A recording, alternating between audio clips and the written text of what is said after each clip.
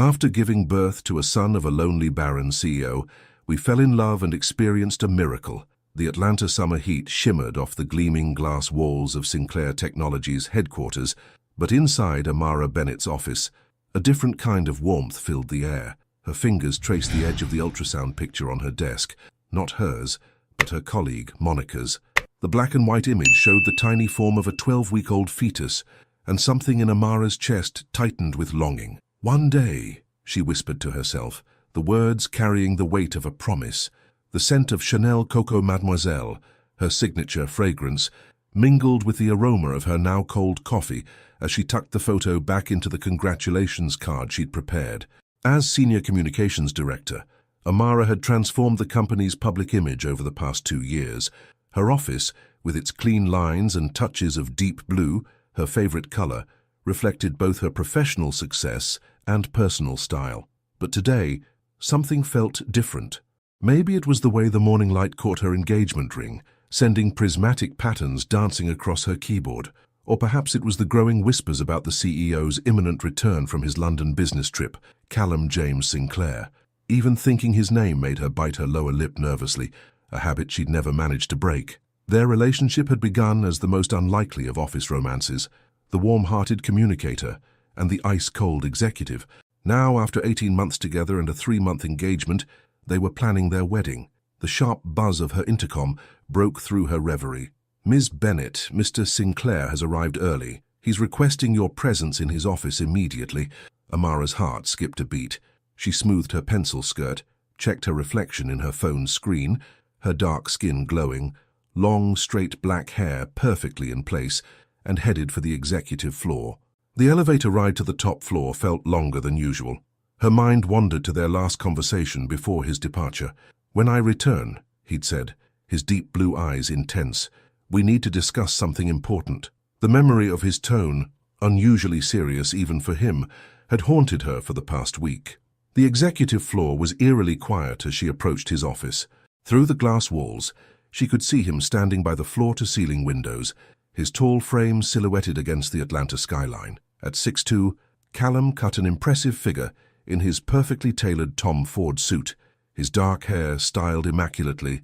As always, he was adjusting his cufflinks, a nervous tell she'd learned to recognize. "Callum," she called softly, closing the door behind her. He turned, and the look in his eyes made her breath catch. For a moment, the mask of CEO Sinclair slipped, revealing just her Callum, vulnerable, loving, and somehow scared. Amara. Her name on his lips carried a weight she'd never heard before. He crossed the room in 3 long strides and pulled her into an embrace that felt almost desperate. The familiar scent of his Tom Ford Oud Wood cologne enveloped her, and she melted into his arms, realizing how much she'd missed him.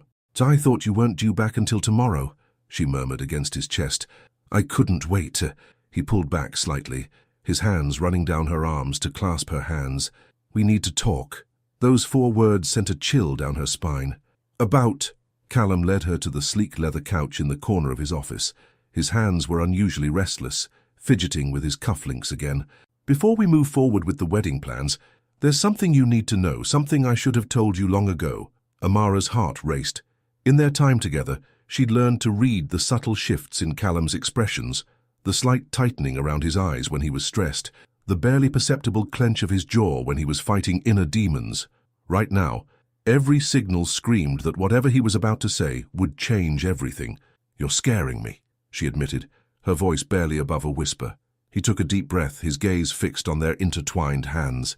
"I can't have children." The words hung in the air between them, heavy and final. Amara felt as if all the oxygen had been sucked from the room. "What do you mean?" she managed to ask, even as her mind raced back to all their conversations about the future, about family, about their dreams. There was an accident when I was 17, Callum continued, his voice controlled but strained. "The doctors were clear. I'm sterile. I'll never be able to father children." His grip on her hands tightened slightly.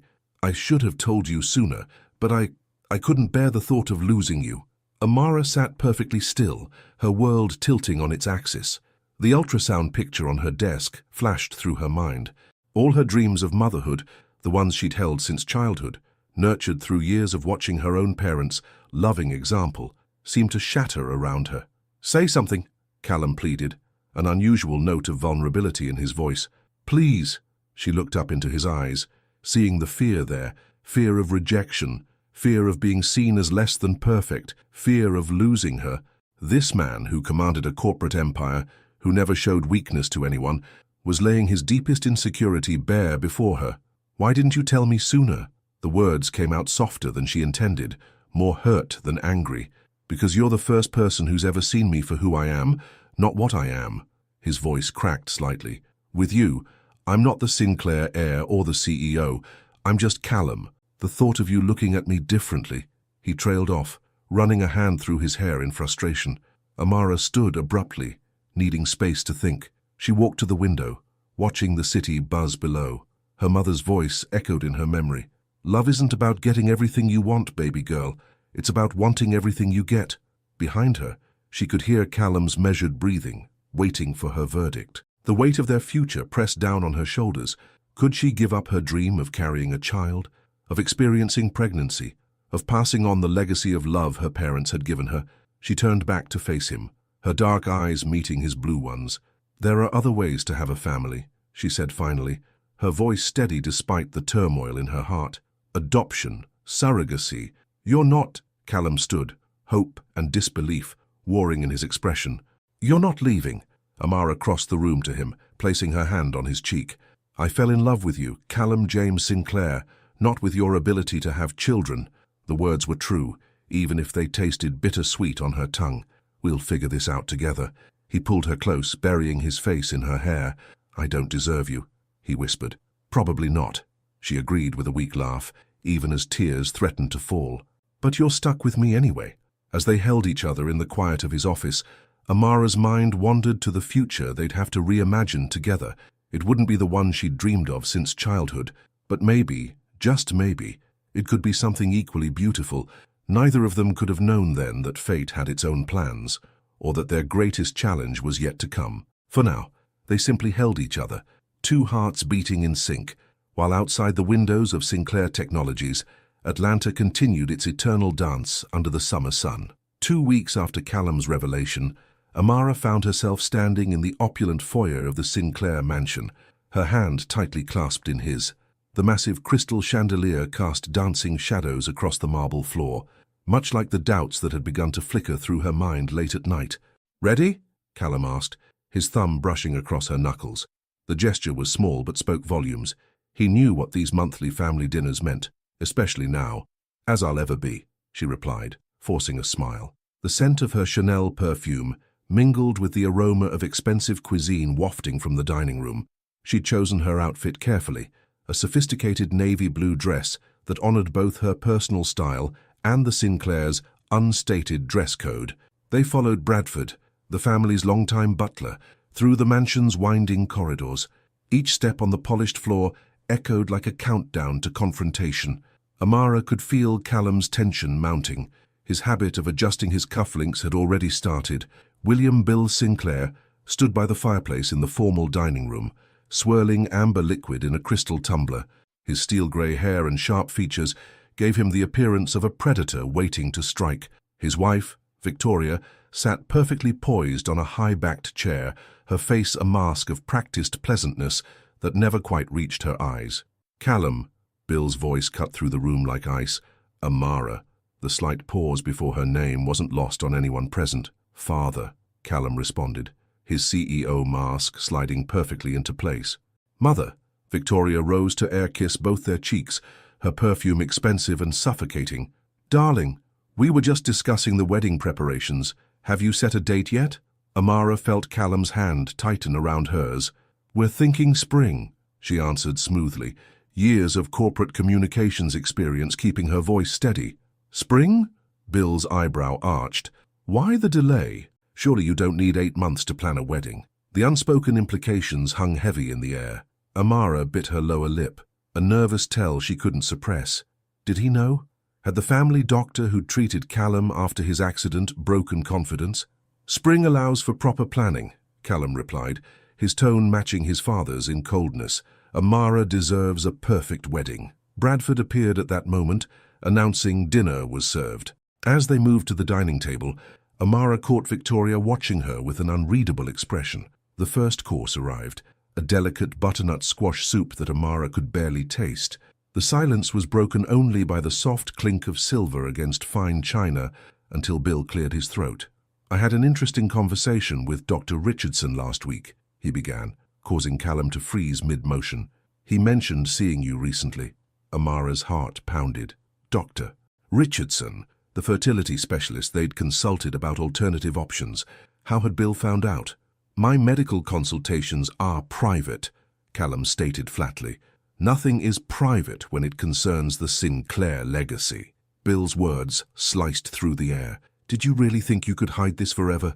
That you could marry without addressing the situation?" "Bill," Victoria warned softly, but he continued as if she hadn't spoken. "Does she know?" His cold eyes fixed on Amara.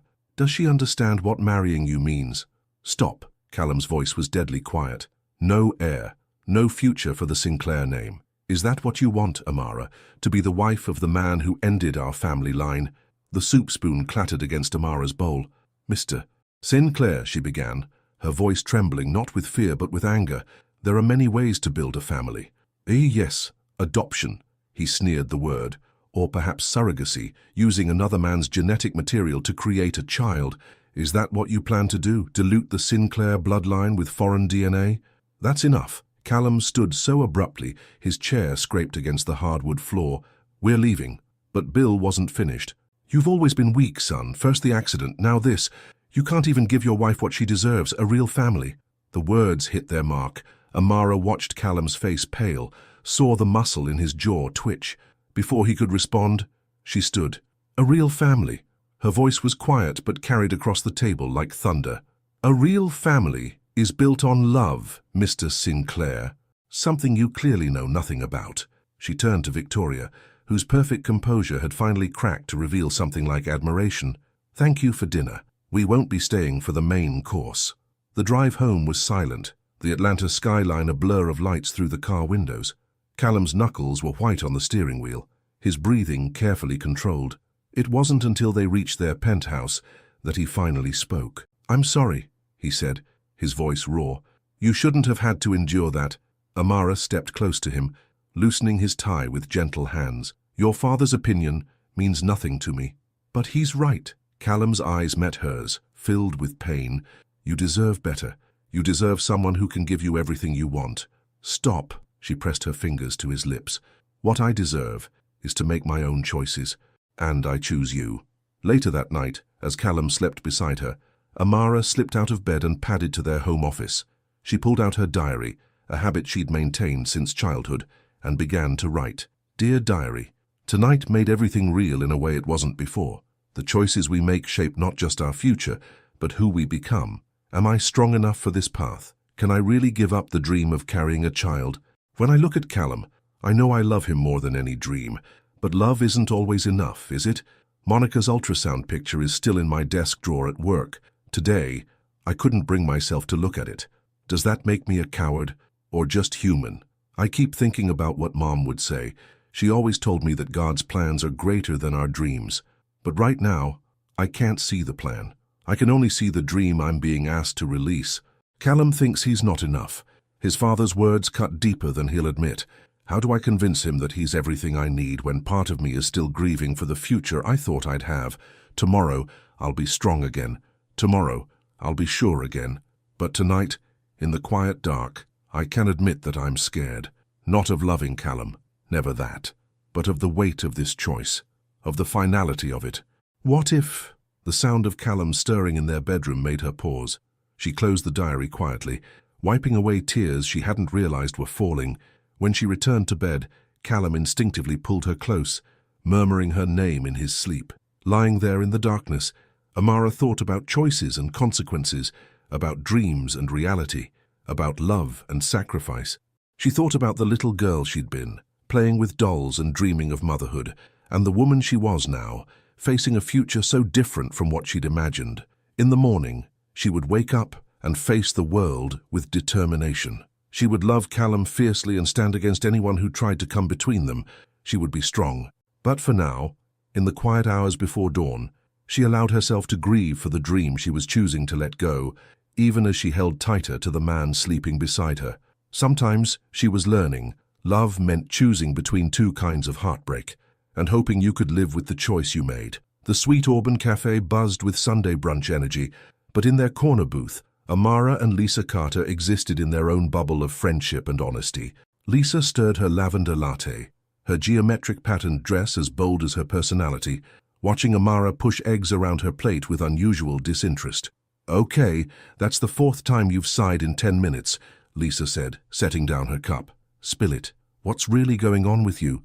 Amara looked up at her best friend of 15 years. Lisa had always been her voice of reason, from their days at Spelman College to now. With her curved figure, confident demeanor, and sharp intelligence, Lisa commanded attention in any room, but it was her unwavering loyalty that made her irreplaceable in Amara's life. "I don't know where to start," Amara admitted, finally abandoning the pretense of eating. "The beginning usually works." Lisa leaned forward, her bronze bangles clicking against the table. "Is this about the future father-in-law from hell? Because I still say we could arrange a convenient accident." The joke pulled a weak laugh from Amara. "No, it's bigger than Bill Sinclair." She glanced around before lowering her voice. "Callum can't have children." Lisa's eyebrows shot up, but she remained silent, waiting for more. "He told me 2 weeks ago. There was an accident when he was younger and—" Amara's voice cracked slightly. "It's impossible. Medically confirmed." "Damn," Lisa breathed, reaching across the table to squeeze Amara's hand. "And you're just telling me this now?" "I needed time to process it myself." Amara withdrew her hand to dab at her eyes with a napkin, careful not to smudge her makeup. "I told him I'm okay with it, that we'll find other ways to have a family." "But are you?" Lisa's dark eyes bore into her friend's. "Are you really okay with it?" The question hung between them, heavy with implications. Outside their booth, a child's laughter rang out, making Amara flinch slightly. "I love him," she said finally. "That's not what I asked." Lisa's tone was gentle but firm. "Girl, I've known you since we were freshmen. I was there when you used to plan out your future kids' names in your biology notebook, when you cried happy tears watching your cousin's baby shower, when you spent a month's salary on that vintage crib because, and I quote, 'it's perfect for when the time comes.'" Amara's hands trembled as she reached for her water glass. "Things change. Dreams change. Do they? Or do we just tell ourselves they do because reality doesn't match up?" "Lisa." "No, you need to hear this." Lisa leaned forward, her voice dropping. "You're not just giving up a dream, Amara. You're giving up a part of who you are. I've watched you with kids, at church, with your cousins, babies, even with my nephew. Your whole face lights up. It's like you become more you." Tears threatened again, and Amara blinked them back furiously. "What am I supposed to do? Leave him? Break both our hearts because biology decided to be cruel? I'm saying you need to be honest with yourself before you walk down that aisle." Lisa sat back, her expression softening. "There are other options, sure, but have you really thought about what it means to let go of carrying your own child? Of feeling that life grow inside you? Of passing down your mother's eyes or your father's smile?" The words hit Amara like physical blows. She thought of the ultrasound picture still hidden in her desk drawer, of the way her hand sometimes unconsciously drifted to her flat stomach when she daydreamed. "I can't lose him," she whispered. "But can you live with losing this dream?" Lisa countered. "Because resentment is a slow poison, honey. It doesn't kill the love all at once. It eats away at it, bit by bit, until one day you wake up next to a stranger and wonder how you got there." Amara's phone buzzed. A text from Callum. "Working late tonight. Miss you already." Her heart clenched at the simple message, at the love behind it. "He's everything I've ever wanted," she said, showing Lisa the text. "Except for one crucial thing." Lisa's voice was kind but unyielding. "Look, I'm not saying don't marry him. I'm saying be sure, really sure, because this isn't something you can compromise on halfway. There's no such thing as having half a baby." The waitress stopped by their table, offering coffee refills. In that brief interruption, Amara found herself watching a young mother at a nearby table, helping her toddler drink from a sippy cup. The tenderness of the moment made her chest ache. "What would you do?" she asked Lisa after the waitress left. "Honey, it doesn't matter what I would do. This is your life, your choice." Lisa stirred her fresh coffee thoughtfully. "But since you asked, I think you need to talk to Callum again, really talk. Not about medical options or alternatives, but about how you both really feel, about your fears, your doubts, your grief, because that's what this is, Amara. You're grieving. I can't hurt him like that, Amara protested. You didn't see his face when he told me. He's already so afraid of not being enough. And you're afraid of being honest about your feelings because what if being honest means the end of us? Lisa reached across the table again, this time taking both of Amara's hands in hers. What if not being honest guarantees it? The question lingered in Amara's mind long after their brunch ended. Back in her car, she sat in the parking lot, letting Alicia Keys' Superwoman wash over her through the speakers. The song had always given her strength, but today, the lyrics felt like they were mocking her. What kind of superwoman was she, if she couldn't even be honest with the man she loved? She pulled out her phone and opened her calendar app. Their wedding date glowed on the screen. 8 months away. 8 months to be sure. 8 months to reconcile her heart's desires with reality's limitations. Her finger hovered over Callum's name in her contacts. She could call him now, ask him to come home early, lay everything bare. Instead, she typed, "Love you. See you tonight." The reply came instantly. "Love you more." 3 simple words that made everything both easier and harder. Love wasn't the question. It never had been. The question was whether love alone could fill the space where other dreams used to live. As she drove home through Atlanta's familiar streets, past parks filled with playing children and families enjoying the weekend sunshine, Amara thought about choices. About how sometimes the hardest ones weren't between right and wrong, but between 2 different kinds of right, 2 different kinds of love. Her mother had always said that God never gave you more than you could handle. But sitting at a red light, watching a pregnant woman cross the street with her hand resting protectively on her swollen belly, Amara wondered if sometimes he gave you exactly what you could handle, just to see if you would. The bridal boutique's mirrors reflected Amara from every angle as she stood on the raised platform, draped in ivory silk and delicate lace. 6 months until the wedding, and here she was, trying on her dream dress while fighting waves of unexpected nausea. "Are you feeling okay, honey?" her mother, Grace Bennett, asked from her seat. "You've gone a bit pale." Amara forced a smile, though the room seemed to spin slightly. "Just nervous about the dress, I guess." She'd been feeling off for the past week, but she blamed it on wedding stress and long hours at work. The boutique owner, Mrs. Klein, fussed with the train. "This Vera Wang was made for you, dear. Look how it highlights your beautiful figure." But Amara could barely focus on her reflection. The boutique's signature lavender scent, usually so subtle and pleasant, suddenly felt overwhelming. She stepped down from the platform, stumbling slightly. "I need some air," she managed to say before rushing to the boutique's bathroom, barely making it in time to be sick. Grace followed her daughter, holding back her hair and pressing a cool, damp paper towel to her neck. "Baby girl, how long has this been going on?" "It's nothing, Mama." Amara rinsed her mouth, avoiding her mother's knowing gaze in the bathroom mirror. "Just wedding jitters." Grace's tone was skeptical. "And the fact that you couldn't stand the smell of your daddy's famous mac and cheese last Sunday. That was wedding jitters too." Amara froze, her hand clutching the marble countertop. She hadn't thought about that. How her favorite comfort food had suddenly turned her stomach. Or how she'd been falling asleep in her office during lunch breaks. Or how her... "Oh God," she whispered, meeting her mother's eyes in the mirror. "No, it's impossible." Grace's expression softened. "Nothing's impossible with God, baby." "But Callum," Amara's voice cracked. "The doctor said..." "Doctors aren't always right." Grace turned her daughter to face her directly.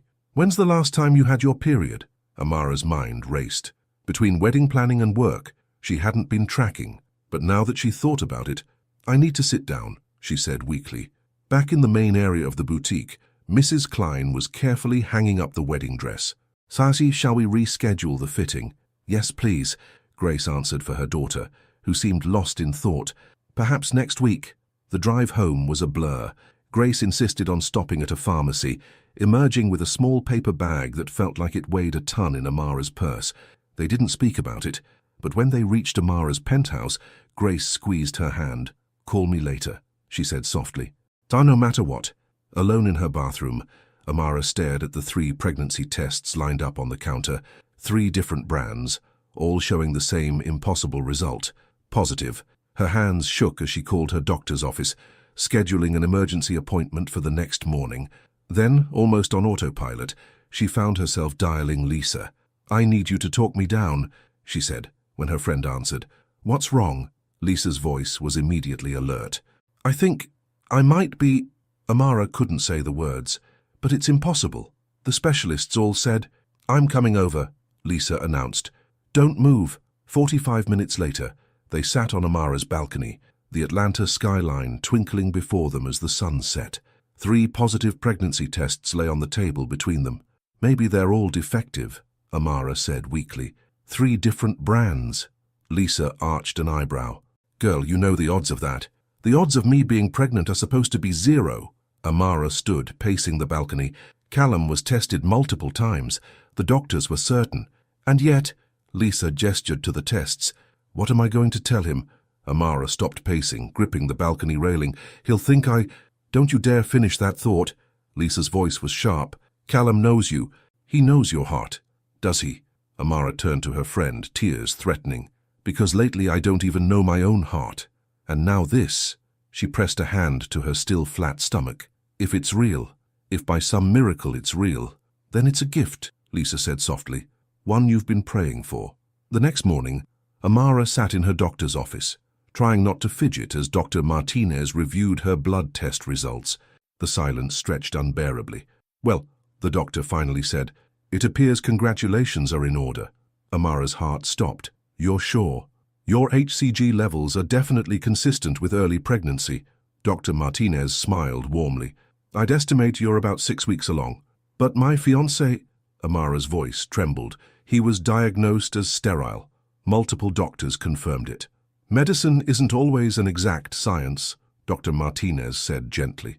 While extremely rare, there are documented cases of spontaneous recovery from certain types of infertility. Without knowing the exact nature of your fiancé's condition, Amara barely heard the rest of the consultation. Her mind was spinning with implications, possibilities, fears, and hopes.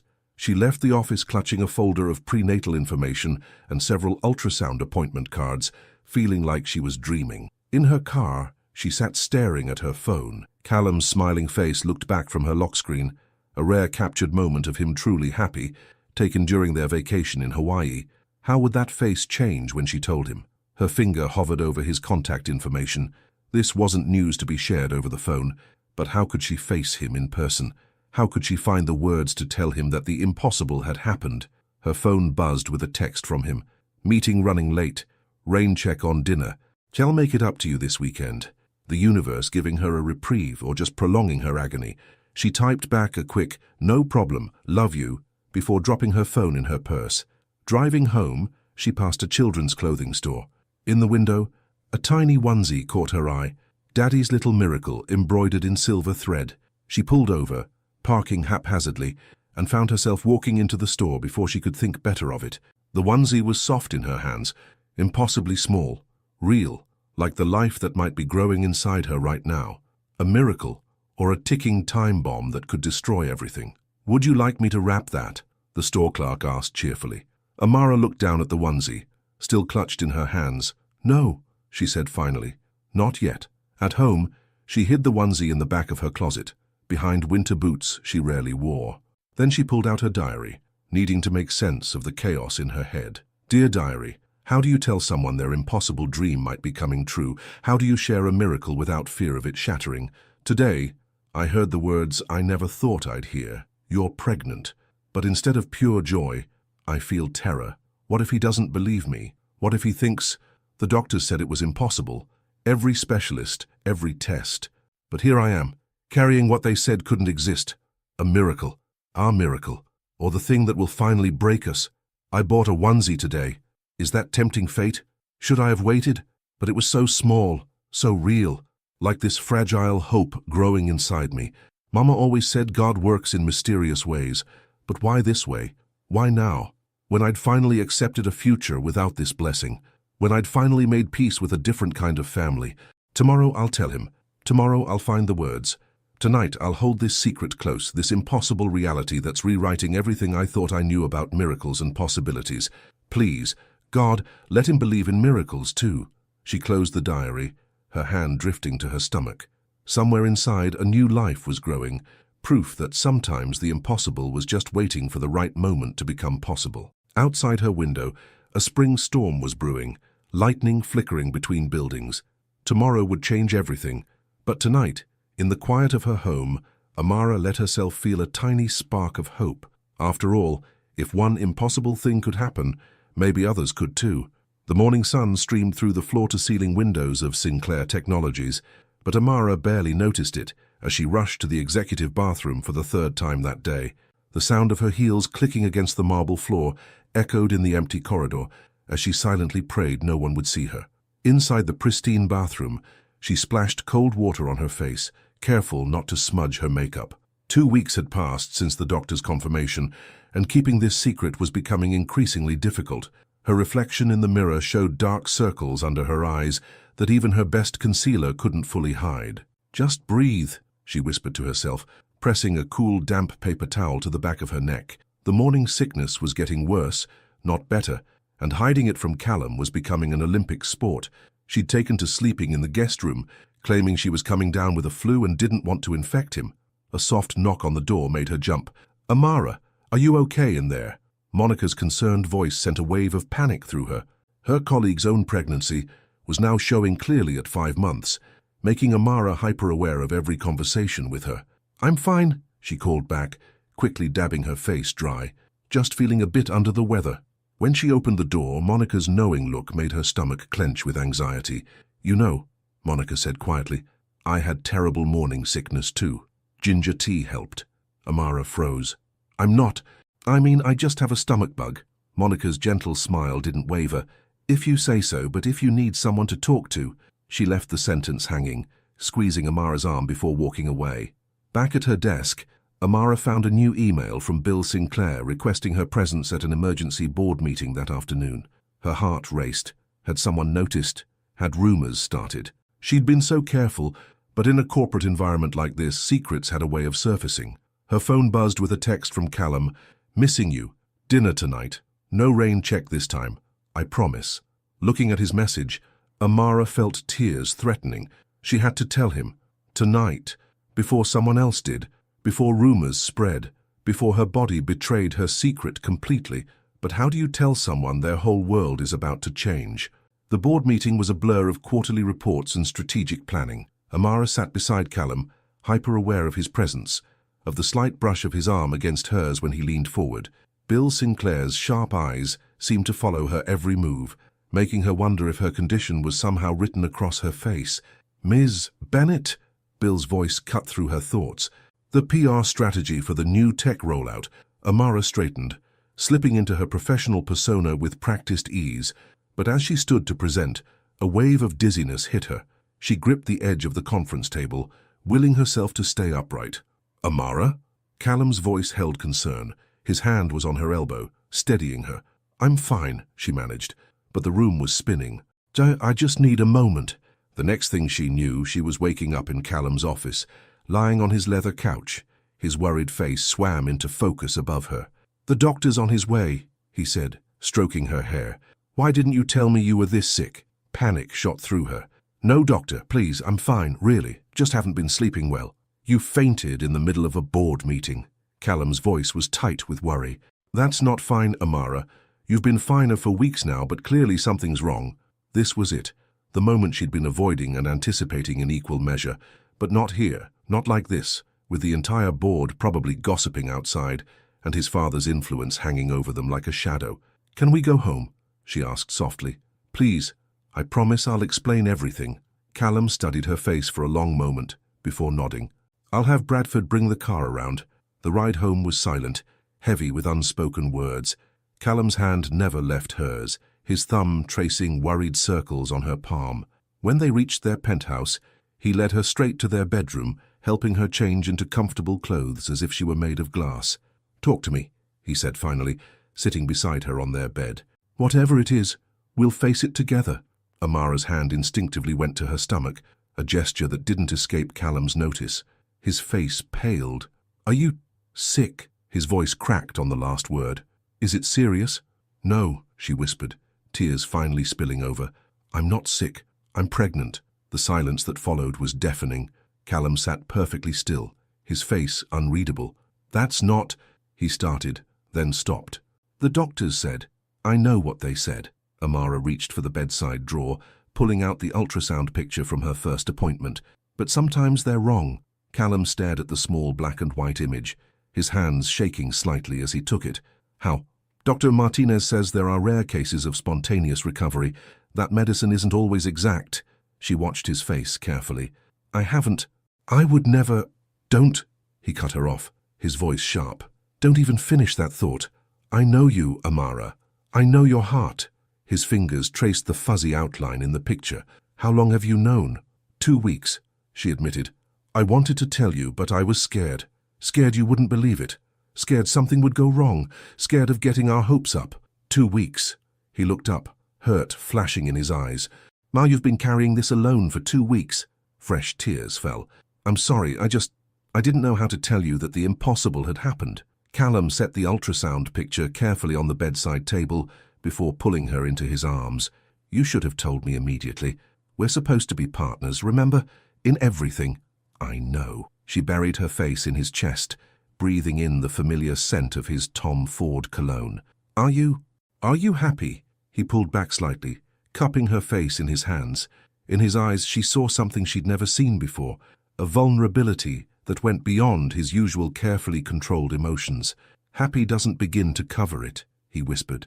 Terrified, yes, overwhelmed, definitely, but mostly, his hand drifted to her stomach.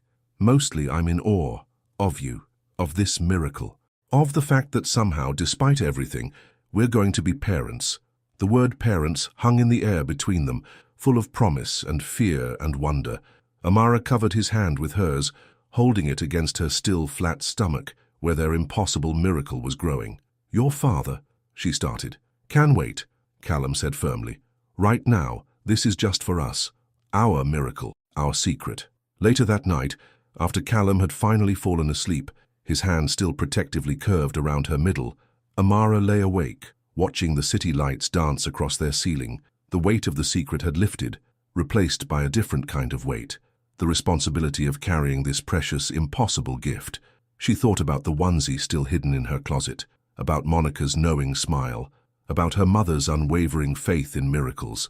Sometimes the things we think are impossible are just waiting for the right moment to prove us wrong. Tomorrow they would face the world, the board, Bill Sinclair, the doctors who had said this could never happen. But tonight, in the quiet darkness of their bedroom, Amara let herself believe in miracles. After all, she was holding one inside her right now. The Sinclair Technologies executive conference room crackled with tension. Bill Sinclair stood at the head of the table, his face a mask of barely contained rage as he stared at the medical reports spread before him. Impossible, he spat, looking up at Dr. Richardson, the family's long-trusted fertility specialist. Run the tests again. I've run them 3 times, Mr. Sinclair, Dr. Richardson replied, his weathered face grave.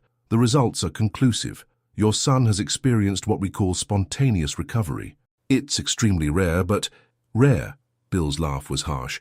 Try miraculous, or perhaps, his cold eyes fixed on Amara, who sat straight-backed beside Callum, something else entirely. Father, Callum's voice held a warning edge. His hand found Amara's under the table, squeezing gently.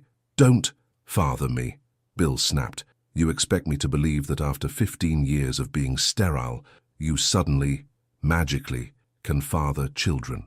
Just in time to save your convenient little romance. Amara felt bile rise in her throat. Morning sickness or anger, she wasn't sure which. At 12 weeks pregnant, her body was a battlefield of hormones and emotions. Mr. Sinclair, Dr. Richardson interjected, the medical evidence is clear. The DNA testing confirms DNA testing. Victoria Sinclair's voice cut through the tension. She had been silent until now, watching from her corner of the room. You tested my grandchild's DNA. The word grandchild seemed to hover in the air, making everything more real. Amara's free hand instinctively moved to her stomach, where the smallest bump was just beginning to show. Standard procedure in cases like this, Dr. Richardson explained. The results confirm that the fetus is, without any doubt, the biological child of both Callum Sinclair and Amara Bennett.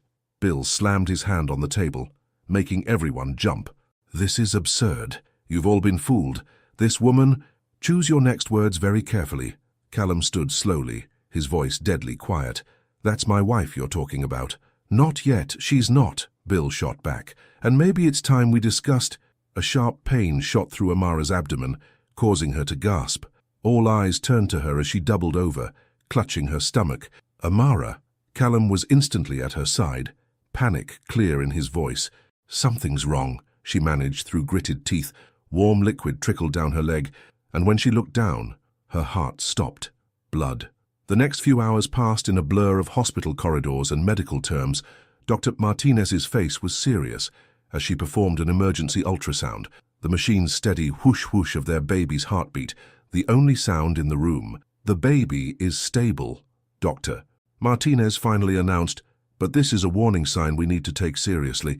You're experiencing what we call a threatened miscarriage. Callum's grip on Amara's hand tightened. What does that mean? It means we need to be extremely careful. Dr. Martinez's eyes met Amara's.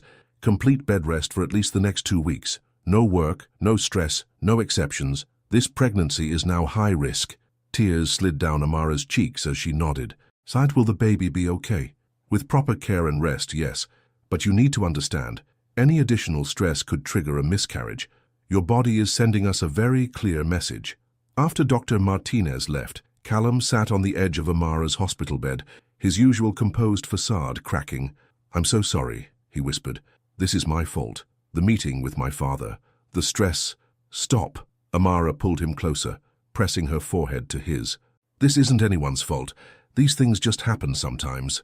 I'll handle everything, he promised. Work, the wedding plans, my father, you just focus on resting and keeping our little miracle safe. A soft knock at the door interrupted them. To their surprise, Victoria Sinclair stood in the doorway, looking uncharacteristically uncertain. May I come in? She asked quietly. Callum tensed, but Amara nodded. Victoria crossed the room with her usual grace, but when she reached Amara's bedside, something in her carefully maintained facade cracked. I had 3 miscarriages before Callum, she said softly. Each one nearly broke me, but the doctors never gave me the chance they're giving you to prevent it before it happens. She reached out, hesitantly touching Amara's hand. Let me help. Mother, Callum started, suspicious. No, hear me out. Victoria's voice strengthened. I'll handle Bill. I'll manage the wedding preparations. Amara needs to rest, and you need to focus on her and the baby. She smiled slightly. Consider it my first act as a grandmother. Later that night, after being discharged and settled into their penthouse bedroom, Amara lay propped against a mountain of pillows while Callum fussed around her. Are you comfortable? Do you need another blanket? Some tea? Callum? She caught his hand as he passed. Come here. He sat beside her, and she guided his hand to her small bump. Feel that. That's our miracle. And he or she is a fighter, just like their daddy. And their mommy, he added softly, leaning down to press a kiss to her stomach. I can't lose you, either of you. You won't, she promised, even as fear flickered in her heart. We're going to get through this. All of us. But later, when Callum had finally fallen asleep beside her, his hand protectively spread across her bump, Amara stared at the ceiling, unable to rest. The doctor's words echoed in her mind. High risk, threatened miscarriage, complete bed rest. She thought about the nursery plans they'd just started discussing, the tiny onesie still hidden in her closet, the future they'd begun to imagine. How quickly joy could turn to fear, miracle to nightmare. Her phone buzzed softly. A text from Lisa. Need anything? I can be there in 20 with ice cream and terrible movies.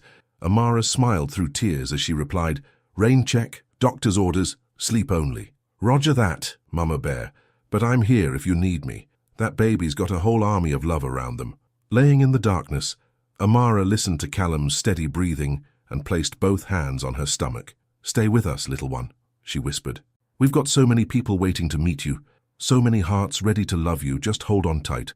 Outside, a spring storm rolled through Atlanta, lightning illuminating the room in brief, bright flashes. But inside, in the quiet space between heartbeats, Amara prayed for strength, for herself, for her baby, for the family they were fighting to become. Sometimes the biggest miracles come with the biggest battles, and this was one battle she couldn't afford to lose. 3 weeks into mandatory bed rest, Amara's bedroom had become both sanctuary and prison. The walls of their penthouse master suite, once comforting in their familiar luxury, now seemed to close in a little more each day. Even the Atlanta skyline, visible through floor-to-ceiling windows, felt like a taunting reminder of the world moving on without her. "If I have to watch one more episode of anything, I might scream," she confided to Lisa, who sat cross-legged at the foot of her bed, painting Amara's toenails a cheerful coral pink. "Better than checking work emails," Lisa replied, giving her friend a knowing look. "Which you promised to stop doing." Amara guiltily glanced at her phone, where dozens of unread messages waited. "I just hate feeling useless. Growing a miracle baby is not useless." Lisa finished the last toe with a flourish, especially when that baby is determined to give everyone a scare. The reminder sobered Amara. Last week's checkup had shown improvement, but Dr. Martinez remained cautiously conservative about lifting any restrictions. The words high-risk pregnancy still hung over everything like a storm cloud. A knock at the door interrupted their conversation. Victoria Sinclair entered, looking elegantly put together as always, but with subtle signs of strain around her eyes. "Lisa, dear, would you mind giving us a moment?" Victoria's tone was pleasant, but left no room for argument. After Lisa left, promising to return tomorrow with fresh magazines and gossip, Victoria took the vacated spot on the bed. For a moment, she simply studied Amara, her expression softening. "You look better," she said finally. "More color in your cheeks." "The bed rest is helping," Amara admitted, "even if it's driving me crazy. I remember that feeling." Victoria's hand drifted to her own stomach, lost in memory. "After my second miscarriage, the doctors confined me to bed for 4 months. I thought I'd lose my mind, but then," she smiled slightly, "then I felt Callum kick for the first time, and suddenly nothing else mattered." Amara's hand instinctively went to her growing bump. At 16 weeks, she hadn't felt definitive movement yet, just flutter-like sensations she couldn't be sure weren't wishful thinking. "Has Bill—" she started, then hesitated. Victoria's expression hardened slightly. "My husband is being difficult, but he'll come around. He has to." She reached into her designer handbag and pulled out a small velvet box. "This is why I came today." Opening the box revealed a delicate gold locket, clearly antique. "This has been in the Sinclair family for 5 generations, Victoria explained. "Each mother has passed it to her child's firstborn. I've been saving it for this moment." Amara's throat tightened with emotion as Victoria fastened the locket around her neck. "But the baby isn't even here yet, and with the complications—" "This baby will be here." Victoria's voice was firm. "I feel it in my bones. And you're already a mother, Amara. You proved that the moment you agreed to this bed, rest without complaint, putting your child's needs before your own." Tears spilled down Amara's cheeks as she touched the locket. Inside was a tiny picture of Callum as a baby, cradled in Victoria's arms. The other side was empty, waiting for a new photo. A commotion from the penthouse entrance interrupted the moment. Callum's voice, usually so controlled, was raised in anger. "You can't just show up here unannounced." "It's my right to question this," Bill Sinclair's voice boomed back. "This miracle pregnancy is too convenient, too perfectly timed." Victoria was on her feet instantly, moving toward the bedroom door. But before she reached it, Callum burst in, his face flushed with rage. Bill followed, but stopped short at the sight of his wife. "Victoria, what are you doing here?" "Supporting our daughter-in-law," she replied coolly. "Something you might try if you could see past your own stubbornness." "Stubbornness," Bill scoffed. "I'm the only one thinking clearly here. The timing, the circumstances." "Get out." Callum's voice was deadly quiet. "Now, you're blind, son. This woman is carrying your grandchild," Victoria cut in. "Your flesh and blood, Bill. The DNA tests proved it. Tests can be manipulated." "Enough." Amara's voice rang out, stronger than she felt. She struggled to sit up straighter, one hand protectively over her bump. "Mr. Sinclair, I understand your skepticism, I do. This pregnancy surprised everyone, including me, but your son is not blind, and I am not lying." Something in her tone made everyone freeze. Even Bill fell silent. "This baby," she continued, her voice trembling slightly, "is a miracle, one that's fighting to survive despite everything. And right now my only job is to keep them safe. So if you can't be supportive, if you can't believe in the possibility of miracles, then please, just go." The room was silent except for the sound of Amara's ragged breathing. Callum moved to her side instantly, his hand finding hers. "Your blood pressure," he murmured worriedly. As if on cue, a sharp pain shot through Amara's abdomen. She gasped, doubling over. "Out! Everyone out!" Callum ordered, already reaching for his phone to call Dr. Martinez. Victoria practically dragged Bill from the room, but not before Amara saw something flicker across his face. Was it concern? Guilt? She couldn't focus through the pain. Hours later, after another emergency visit from Dr. Martinez and more stern warnings about stress, Amara lay in the darkness, listening to Callum's worried breathing beside her. "I'm sorry," he whispered. "I should have stopped him before he even entered the building." "It's not your fault." She turned to face him, finding his hand in the dark. "Your father is struggling with this. He's being cruel and suspicious, and it's putting you and the baby at risk." Callum's voice was bitter. "I won't allow it anymore. I've already called security. He's not to be allowed up without express permission from both of us." "Callum." No arguments. He pulled her closer, his hand splaying protectively over her bump. "You and this baby are my priority. Everything else, the company, my father's approval, all of it, is secondary." Amara felt tears threatening again. Damn hormones. "I love you. I love you more." His lips found hers in the darkness. "Both of you." The next morning, a delivery arrived. A massive box of ginger tea, anti-nausea crackers, and pregnancy-safe bath products. The card, in Victoria's elegant handwriting, read, "For my daughter and grandchild. Let me handle Bill. You focus on growing stronger. All my love in Victoria." Amara added the card to her diary, next to the ultrasound pictures and the first draft of their birth plan. Then she settled back against her pillows, one hand absently rubbing her bump while the other held the locket Victoria had given her. "Your family is complicated, little one," she whispered, "but they love fiercely. Even your grandfather. He just needs time to believe in you. And you're giving us all a masterclass in believing in miracles, aren't you?" A flutter-like sensation, stronger than before, unmistakable this time, answered her. Amara gasped, then laughed through tears. "Callum," she called. "Come quick, the baby." I felt them move. Sometimes the smallest movements could bring the biggest joy, and sometimes, Amara was learning, the hardest paths led to the most precious destinations. The emergency room's harsh fluorescent lights cast strange shadows as doctors rushed around Amara's gurney. At 24 weeks pregnant, her baby bump was now prominent, but the monitors attached to it were beeping with alarming irregularity. "Blood pressure's still climbing," a nurse called out, 190 over 110. Dr. Martinez's face was grim as she studied the readings. "We need to prep for an emergency C-section. Call the NICU team." "No!" Amara clutched her stomach protectively. "It's too early. The baby's too small."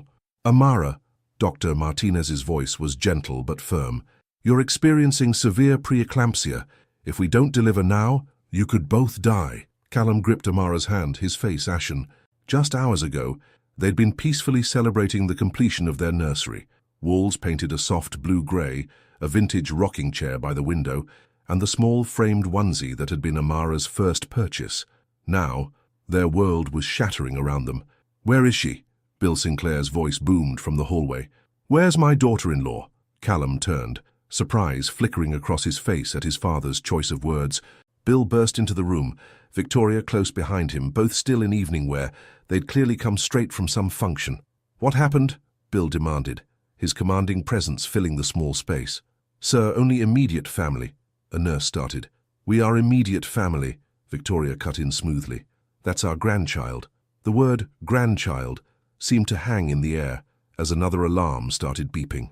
"Doctor," Martinez glanced at the monitor and made a decisive gesture to her team. "We don't have time for discussion. This baby needs to come out now." She looked at Callum. "We need your consent." "There has to be another way," Amara pleaded, tears streaming down her face. 24 weeks is so early. The baby has a chance," Dr. Martinez assured her. "A good one with our NICU team. But right now, you're both in danger. We have to act." Callum looked torn between terror and determination. "Do it. Save them both." Everything moved quickly after that. As they wheeled Amara toward the operating room, she clutched Callum's hand. "Don't leave us." "Never," he promised. But a nurse was already pulling him away to put on surgical scrubs. In that moment of separation, Bill Sinclair stepped forward. To everyone's shock, he took Amara's hand. "You listen to me, young lady," his voice gruff with emotion. "You and that baby are Sinclairs, and Sinclairs don't give up. You hear me?" Amara nodded through her tears, seeing for the first time the fear behind his gruff exterior, fear of losing the grandchild he'd only just started to accept. "I'm scared," she whispered. "I know." His grip tightened. "But you're stronger than your fear. Both of you are." Then she was being wheeled away, the operating room doors swinging shut behind her. Callum, now in scrubs, took his place by her head as the medical team worked with practiced efficiency. "Talk to me," she begged him, as the anesthesiologist prepared her. "Please, about anything. Remember our first date?" His voice was shaky but determined. "When you ordered the spiciest dish on the menu just to prove you could handle it," Amara tried to smile through her fear.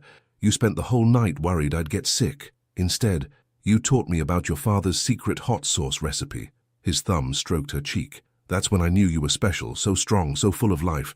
"Cold pressure," Dr. Martinez announced. "Beginning incision." Amara squeezed her eyes shut. "Keep talking. Think about the nursery, the rocking chair that took 3 different delivery attempts to get right, the mobile with stars and moons that plays Coldplay." A flurry of activity below the surgical drape interrupted him. Then, impossibly small but distinct, a cry pierced the air. "It's a girl," Dr. Martinez announced. "She's breathing on her own." "Let me see her," Amara pleaded. "Please." The NICU team worked quickly, but before they rushed the baby away, they brought her close enough for Amara to see. Tiny, perfect features, dark hair, and when she opened her eyes briefly, they were startlingly blue like Callum's. "She's beautiful," Callum whispered, tears streaming down his face, just like her mother. But complications weren't done with them yet. As they closed Amara's incision, her blood pressure suddenly dropped. "She's hemorrhaging," someone called out. "Push more fluids." "Amara," Callum's voice seemed to come from far away. "Amara, stay with me." The last thing she heard was Dr. Martinez barking orders and Callum's desperate plea, "Don't leave us. Please don't leave us." Then darkness. Hours later, Amara slowly surfaced to consciousness. The first thing she registered was the steady beeping of monitors. Then, gradually, voices. "Like she's the tiniest thing I've ever seen." Bill Sinclair's voice, unusually soft, "But she's got a grip like iron, grabbed my finger and wouldn't let go." "Just like her mother," Victoria replied, holding on with all her strength. "I was wrong." Bill's admission was barely audible. "About everything. When I saw that little girl fighting to breathe, saw how hard they both fought to survive, I've never been more ashamed of my doubts." "Then tell them," Victoria said gently, "when they're both stronger." Amara tried to open her eyes, but they felt impossibly heavy. A warm hand squeezed hers. Callum, she'd know his touch anywhere. "Come back to us, love," he whispered. "Our daughter needs you, I need you." Finally, her eyes fluttered open. The room slowly came into focus. Callum's worried face, Victoria's relieved smile, and Bill, looking more human than she'd ever seen him. "The baby?" Her voice was raw. "She's amazing," Callum assured her. 3 pounds, 4 ounces of pure fighter. "The NICU team says she's exceeding all expectations. I want to see her. As soon as you're stronger," Victoria promised. "So for now we have pictures." She held up her phone, showing Amara the tiniest, most perfect baby she'd ever seen, surrounded by tubes, but undeniably beautiful. "She needs a name," Bill said gruffly. "A strong name." Amara's eyes met Callum's. They'd discussed names but hadn't settled on one. Now, looking at their daughter's picture, she knew. "Hope," she said softly. "Hope Victoria Sinclair." Bill's sharp intake of breath was audible. Victoria pressed a hand to her heart. "Perfect," Callum agreed, kissing Amara's forehead, "for the hope she gave us when we thought it was impossible, and for the hope she brings to our future. And my mother's greatest gift," Amara added, looking at Victoria, "faith in miracles." Later, when she was finally wheeled into the NICU to see Hope, Amara understood why they called it kangaroo care as she held her daughter skin to skin. The tiny girl settled against her chest, her heartbeat strong and steady. "You've caused quite a stir, little one," she whispered. "Made your grandfather believe in miracles, made your daddy cry happy tears, made your grandmother start planning your debutante ball already." Hope's only response was to grip Amara's finger, the same iron grip Bill had mentioned. "That's right," Amara smiled through tears. "Hold on tight. We've got so much love waiting for you. So many dreams to share, so many impossible things to make possible." Outside the NICU window, 3 generations of Sinclairs watched mother and daughter bond, Victoria with joyful tears, Bill with newfound humility, and Callum with pure love. Their miracle baby had done more than survive against the odds. She'd healed old wounds, bridged impossible gaps, and taught them all that sometimes the greatest strength lies in simply holding on.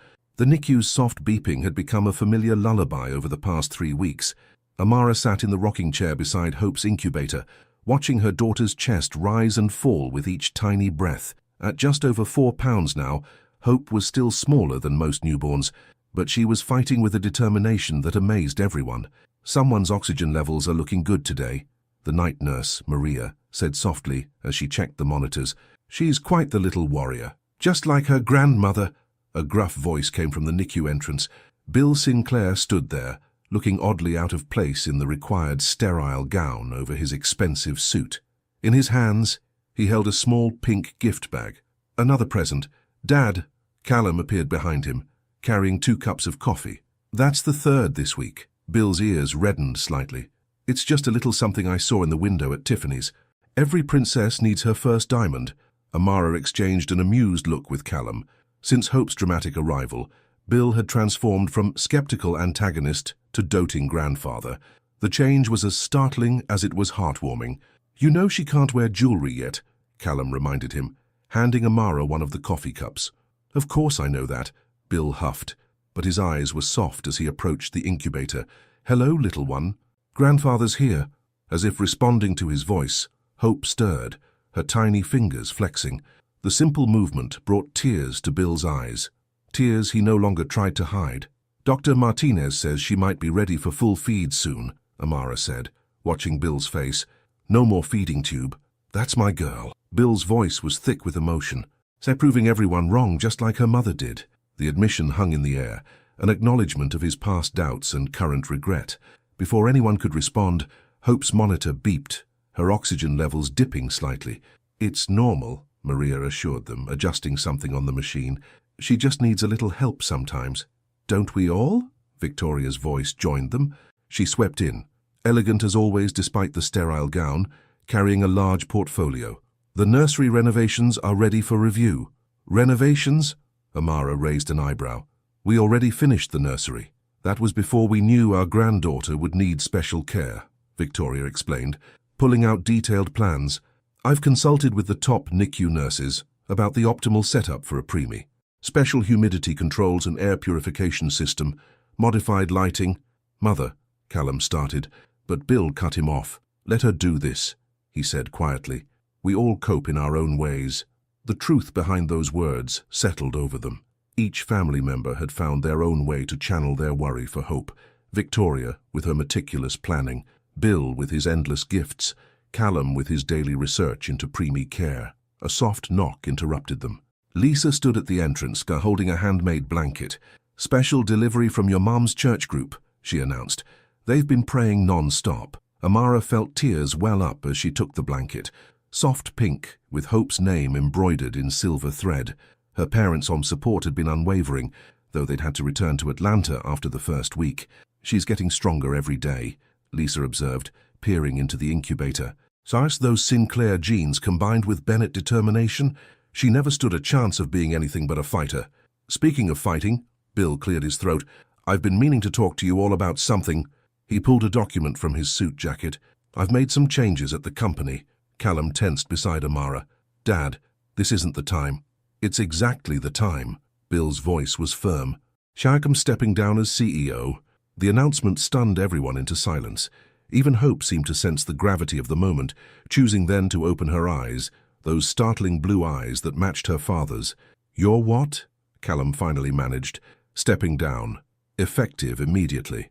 Bill moved closer to the incubator, watching his granddaughter. "These past few weeks have taught me something important.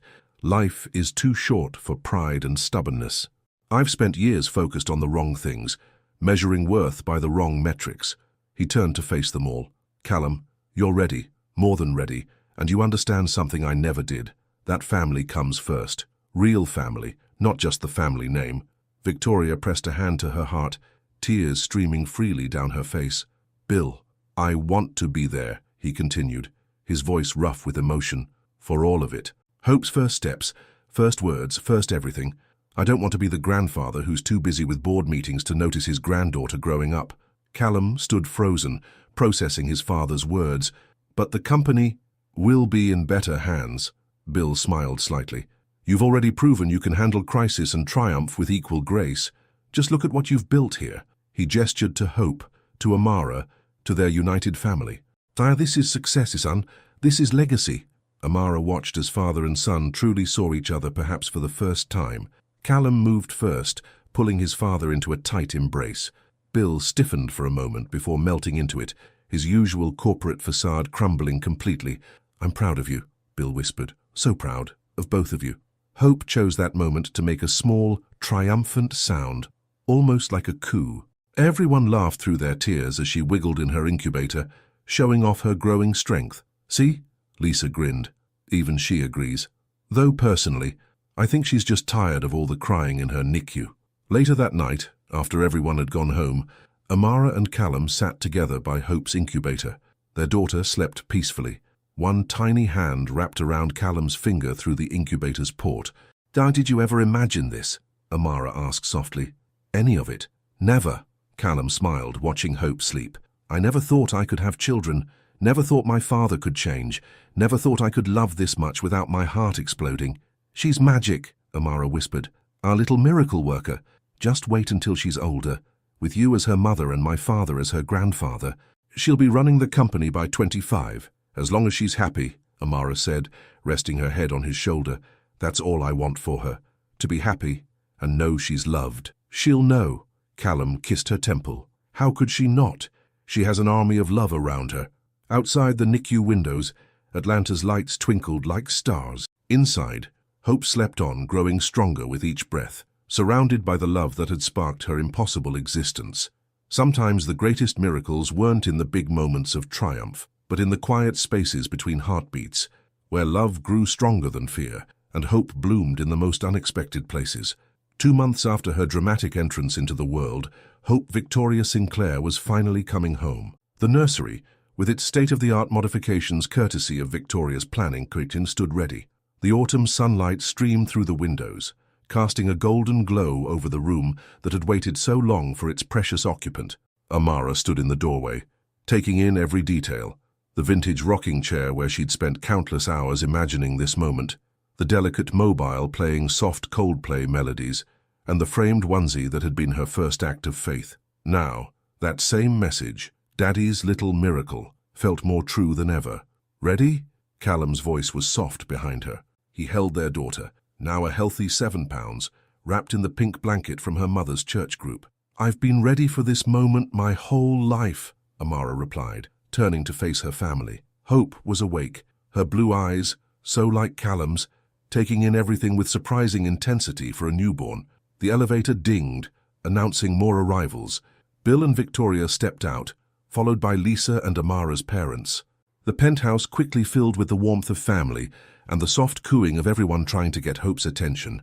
My turn to hold my granddaughter, Bill announced, already reaching for Hope. The tenderness with which the once intimidating CEO cradled the tiny baby still amazed Amara. Remember when you thought this was impossible? Lisa whispered to Amara, watching Bill gently rock Hope. Look at your miracle now. Pastor Bennett stepped forward, placing a hand on his daughter's shoulder. God's timing is perfect, baby girl, even when we don't understand it. Speaking of timing, Victoria interrupted smoothly, I believe it's time for the surprise. Mother, Callum started, but she was already gesturing to Bradford, who had appeared silently with a large wrapped package. What's this? Amara asked as the butler placed the gift on the coffee table. Open it, Bill encouraged, still swaying gently with hope. Inside was a beautifully bound leather album. Amara's breath caught as she opened it. On the first page was the ultrasound picture that had started everything, alongside a photo of her and Callum from their first company gala. Keep going, Victoria urged softly. Each page told their story. The wedding planning, the medical crisis, Hope's dramatic arrival. There were NICU photos showing her progress, candid shots of Bill falling asleep in the NICU chair, Victoria organizing the nursery renovation, the entire family united around Hope's incubator. The last page is my favorite, Bill said gruffly. Amara turned to it and gasped. There was a legal document, Hope's trust fund paperwork, but with an unusual stipulation. The fund wasn't just in Hope's name, but in the name of the Hope Sinclair Foundation for Miracle Babies. "What is this?" Callum asked, reading over Amara's shoulder. "Your father's idea," Victoria explained proudly, "a foundation dedicated to supporting families with premature babies, funding NICU research, and providing resources for high-risk pregnancies. The impossible isn't always impossible," Bill said, looking down at Hope. "Sometimes it just needs a little help, a lot of love and people who believe. Every family deserves that chance." Amara couldn't speak through her tears. The man who had once questioned their miracle was now ensuring other families would have support for their own miracle journeys. "There's more," Victoria added. "The foundation will be run by its new executive director, if she accepts, of course." She looked meaningfully at Amara. "Me," Amara managed. "Who better?" Bill asked. "You've lived it. You understand what these families need, and you have a way of making people believe in miracles." Callum squeezed her hand. "It's perfect. You can help other families find their hope." Hope chose that moment to make a small and happy sound, as if adding her own approval. Everyone laughed, the joy in the room palpable. "Well," Lisa grinned, "looks like the CEO's daughter has spoken. Speaking of which," Bill cleared his throat, "the board meeting is set for next week, son. Time to make your transition to CEO official. And time for grandfather to focus on his most important job," Victoria added with a knowing smile. As if on cue, Hope began to fuss. Bill immediately shifted into action, heading for the rocking chair with practiced ease. Now, princess. Grandfather's got you. How about a story? Did I ever tell you about the time your daddy tried to rebuild a computer at age 7? Dad? Callum protested, but he was smiling. Amara watched as her family settled into their new roles. Bill in the rocking chair with Hope, Victoria arranging tea service, Lisa snapping photos, her parents beaming proudly, and Callum's arm warm around her waist. Later that night, after everyone had gone and Hope was sleeping peacefully in her crib, Amara found Callum standing at the nursery window. The Atlanta skyline glittered beyond, but his eyes were fixed on their daughter. "Penny for your thoughts," she asked, wrapping her arms around him from behind. "I was just thinking about that day in my office, when I told you I couldn't have children." His voice was soft with wonder. "How certain I was that I would lose you. How impossible this all seemed. And now look at us." Amara moved to stand beside him, a CEO and a foundation director with the most beautiful daughter in the world. "And the most amazing family," he added.